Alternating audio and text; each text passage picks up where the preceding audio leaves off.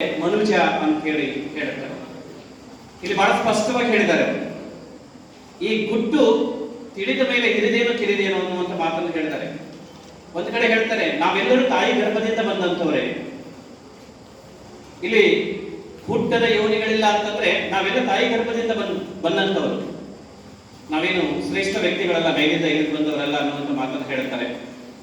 ಮೆಟ್ಟದ ಭೂಮಿಗಳಿಲ್ಲ, ನಾವು ಭೂಮಿ ಮೇಲೆ ಇರ್ತಕ್ಕಂಥವ್ರು, ಆಕಾಶದಲ್ಲಿಲ್ಲ ಅನ್ನುವಂಥ ಮಾತನ್ನು ಒಂದ್ ಕಡೆ ಹೇಳ್ತಾರೆ.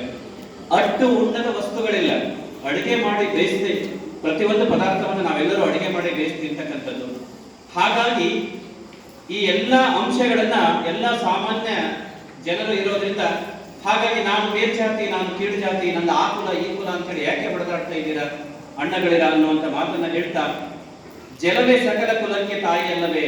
ನಾವೆಲ್ಲ ನೀರು ಕುಡಿದು ಬದುಕ್ತೀವಿ, ನಮಗೆ ದಾಹ ಆದಾಗ ಬೇರೆ ಏನು ತಿನ್ನೋದಿಲ್ಲ, ಬೇರೆ ಏನು ಕುಡಿಯೋದಿಲ್ಲ, ನೀರನ್ನೇ ಕುಡಿತೀವಿ.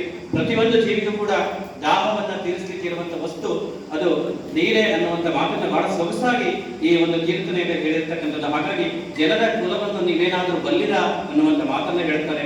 ಹಾಗಾಗಿ ಈ ನೆಲೆಯ ಅರಿತು ನೀ ನೆನೆ ಕಾಣು ಕಂಡೆ ಮನುಷ್ಯ ಅನ್ನುವಂಥ ಈ ಕೀರ್ತನೆಗೆ ಬಹಳ ಸೊಗಸಾಗಿ ಆ ಜಾತಿ ಅನ್ನುವಂಥದ್ದು ಬೇಡ ಅನ್ನುವಂಥ ಮಾತನ್ನ ನಾವೆಲ್ಲರೂ ಒಂದೇ ಅನ್ನುವಂಥ ಮಾತನ್ನು ಹೇಳ್ತಾರೆ.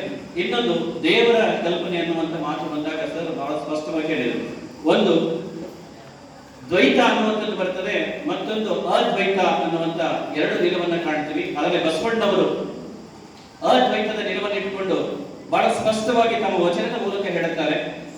ಇಲ್ಲಿ ಶೈವ ಪರಂಪರೆಯಲ್ಲಿ ಹೇಳಿರ್ತಕ್ಕಂಥ ಒಂದು ಮಾತು, ಅವರು ಹೇಳುತ್ತಾರೆ, ದೇವರು ಬೇರೆ ದೇವಸ್ಥಾನಗಳಲ್ಲಿ ನಾವು ಹೋಗಿ ನೋಡ್ಬೇಕಾಗಿಲ್ಲ, ನನ್ನಲ್ಲೇ ನಾನು ದೇವರನ್ನ ಕಂಡ್ರೆ ಸಾಕು, ನಾನೇ ದೇವರ ಆಗಬಹುದು ಅನ್ನುವಂಥ ಮಾತನ್ನ ಇಟ್ಕೊಂಡು, ಉಳ್ಳವರು ಶಿವಾಲಯವ ಮಾಡಿದರು ನಾನೇನು ಮಾಡುವೆ ಬಡವನಯ್ಯ ಎನ್ನ ಕಾಲೇ ಕಂಬ, ದೇಹವೇ ದೇಗುಲ ಸಿರವೇ ಹೊನ್ನ ಕಳಸವಯ್ಯ, ಕೂಡಲ ಸಂಗಮ ದೇವ ಕೇಳಯ್ಯ, ಸ್ಥಾವರಕ್ಕೆ ಅಳಿವುಂಟು ಜಂಗಮಕ್ಕೆ ಅಳಿವಿಲ್ಲ.